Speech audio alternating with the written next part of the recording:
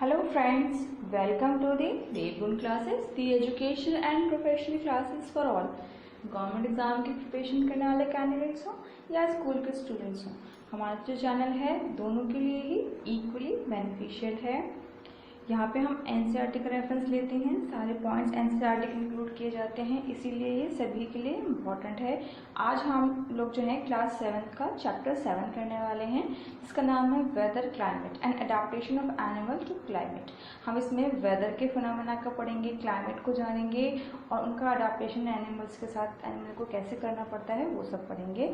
इससे पहले भी और वीडियोज़ में डाल चुकी हूँ क्लास 7, 8 और 9 पे। अगर आपने वीडियोज़ नहीं देखी हैं तो डिस्क्रिप्शन में उसका लिंक मिल जाएगा, वहाँ जाके देख सकते हैं। तो चलिए स्टार्ट कर लेते हैं। वाले हैं वो है weather, then we will discuss about the climate, फिर अडाप्टेशन पढ़ेंगे। अडाप्टेशन में हम जो है पोलर रीजन के बारे में पढ़ेंगे और उन पोलर रीजन में जो पोलर बेयर है, जो पेंगुइन है और जो माइग्रेटिव बर्ड है उनका अडाप्टेशन पढ़ेंगे। और फिर हम पढ़ेंगे ट्रॉपिकल रेन फॉरेस्ट। तो ये कुछ टॉपिक्स हैं जो यहाँ पे कवर करने वाले हैं, तो चलिए देख लेते हैं। Okay, the weather of a place can be defined as the measures of daily atmospheric conditions. जो वेदर है उसका क्या मतलब है, हम वेदर किसे कहते हैं? तो वेदर जो है वो किसी भी जगह की, हम जिस भी पर्टिकुलर जगह पर हैं उस जगह के कुछ कंडीशंस को देख के हम आइडिया लगाते हैं कि इस प्लेस का वेदर ये है। तो कुछ एटमॉस्फेरिक कंडीशंस कौन कौन सी हैं? तो वो कंडीशंस आप देखेंगे कि जो है rainfall, temperature, humidity, snowfall, storm, wind, ये कुछ एलिमेंट्स हैं, कुछ कंडीशंस हैं जिसके बेस पे हम लोग किसी जगह के वेदर को डिसाइड करते हैं। वेदर जो है वो टेम्परेरी होता है, वन डे यानी हर डे कुछ आवर्स में भी ये चेंज होता है। तो किसी भी जगह का जो ये फैक्टर है, इस फैक्टर को देख के ही हम किसी जगह के वेदर को डिसाइड करते हैं। ठीक है, तो इसी से ही पता चलता है कि जो हमारा वेदर है वो सनी है या क्लाउडी है, पार्शली क्लाउडी है। सीजन जो है, जो हमारा वेदर है वो हॉट है, वार्म है, कोल्ड है, विंडी है, ब्रिजी है, रेनी है, किस टाइप का वेदर है। ये सारे टाइप्स हमें कैसे पता चलते हैं? जब हम इन फैक्टर्स को मेजर करते हैं, जिसका नाम है rainfall, temperature, humidity, snowfall, storm, wind. तो रेनफॉल हम सभी जानते हैं, रेनफॉल तो आप अच्छे से जानते हैं, जो बारिश होती है उसकी कंडीशन कैसी है, बारिश हो रही है, नहीं हो रही है। और जो टेम्परेचर है, टेम्परेचर कितना है, ह्यूमिडिटी यानी कि जो हमारा जो मौसम है, जो हमारा एनवायरनमेंट है उसके अंदर कितनी नमी है, वो ह्यूमिडिटी हो जाती है। स्नोफॉल, क्या टेम्परेचर है, किस हिसाब से जो है वो सारा कुछ जो है। उसके बाद स्नो, जो हमारा स्टॉर्म है, विंड्स है, हवाएं जो चल रही हैं वो किस टाइप की है, किस डायरेक्शन में है, क्या स्पीड है, स्पीड ज़्यादा हो जाए विंड की तो वो स्टॉर्म में कन्वर्ट हो जाता है। तो ये कुछ फैक्टर हैं जिसके बेस पे हम लोग डिसाइड करते हैं कि वेदर जो है किस टाइप का है, स्टॉर्मी है, सनी है, क्लाउडी है। जितने भी टाइप्स हमने यहाँ डिस्कस की हैं वो इन्हीं फैक्टर्स के बेस पे बताए जाते हैं। ठीक है, तो आप लोगों ने नाम सुना होगा वेदर रिपोर्ट का। वेदर रिपोर्ट क्या है? Generally contain information about whether of the day, किसी भी पर्टिकुलर जगह का और डे वाइज, क्योंकि जो वेदर है हर घंटों कुछ ही घंटों में चेंज हो जाता है। तो वेदर की जो रिपोर्ट है वो जो है ये बताता है कि एक दिन में किसी जगह की वेदर कैसी रहने वाली है। ठीक है, और ये वेदर रिपोर्ट देने के लिए जो है गवर्नमेंट ने डिपार्टमेंट बनाया है, स्पेशल डिपार्टमेंट है जिसका नाम है हमारा मेट्रोलॉजिकल डिपार्टमेंट, जो वेदर को फोरकास्ट करता है, जो बताता है कि वेदर कैसा हो रहने वाला है। आपने ये चीज़ें देखी होंगी, देखो यहाँ पे आप देख सकते हैं 3 डेज का वेदर फोरकास्टिंग है, today then Friday then Saturday. तो कैसा रहने वाला है वेदर, यहाँ पे मैक्सिमम कितना टेम्परेचर रहने वाला है, मिनिमम टेम्परेचर कितना रहने वाला है, रेन थंडर मतलब रेन बारिश होगी क्या होगा, ये सारी चीज़ें जो हैं बताई जाती हैं अलग अलग एरिया वाइज। तो ये 3 डेज की जो वेदर फोरकास्टिंग है, वेदर रिपोर्ट है, ये गवर्नमेंट ने जो डिपार्टमेंट बनाया है मेट्रोलॉजिकल डिपार्टमेंट, वहाँ से प्रिडिक्ट करके ये रिपोर्ट दी जाती है। प्रिडिक्ट क्यों? जो मैंने आपको एलिमेंट्स बताए हैं ना, जो कंडीशंस बताई हैं, उसी कंडीशन के बेस पे जो वेदर फोरकास्टर्स हैं इन मेट्रोलॉजिकल डिपार्टमेंट में, ये हमें रिपोर्ट प्रोवाइड करते हैं कि आने वाले दिनों में और आज वेदर कैसा रहने वाला है। ठीक है, तो वेदर फोरकास्ट जो है वो लोगों के लिए बहुत ज़रूरी है, क्योंकि वो उस हिसाब से अपना डे टू डे लाइफ का जो है क्या करते हैं, वर्क के लिए प्रिपेयर होते हैं। जैसे कि बारिश होने वाली है तो वो अम्ब्रेला लेके चलेंगे। इस तरीके की चीज़ें वेदर फोरकास्ट जो है बहुत हेल्प करती हैं लोगों की।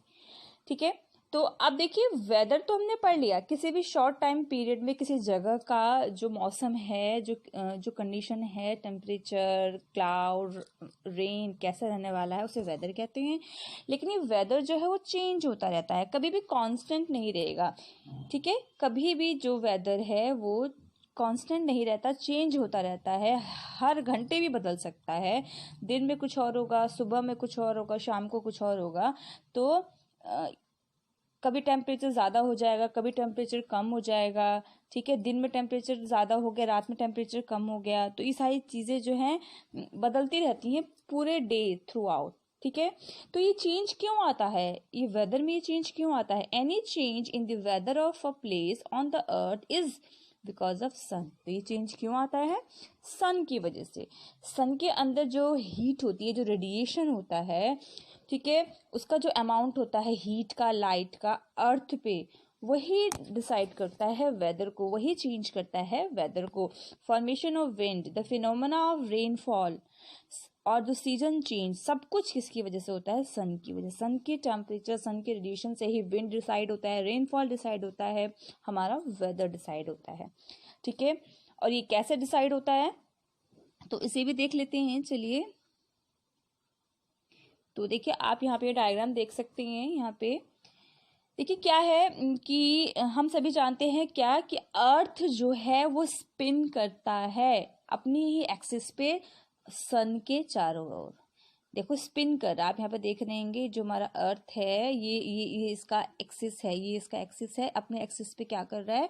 रिवॉल्व कर रहा है सन के चारों ओर। ठीक है, ये आपका नॉर्थ हो गया, ये आपका साउथ हो गया, नॉर्थर्न हेमिस्फीयर हो गया, ये साउथर्न हेमिस्फीयर हो गया, ये आपका एक्सिस हो गया। तो अपने एक्सिस पे वो घूमता है। तो जो अमाउंट होता है सनलाइट का किसी भी जगह पे, a place receive various through out the year, पूरे साल जो है ये सन अर्थ जो है रोटेट होता रहता है।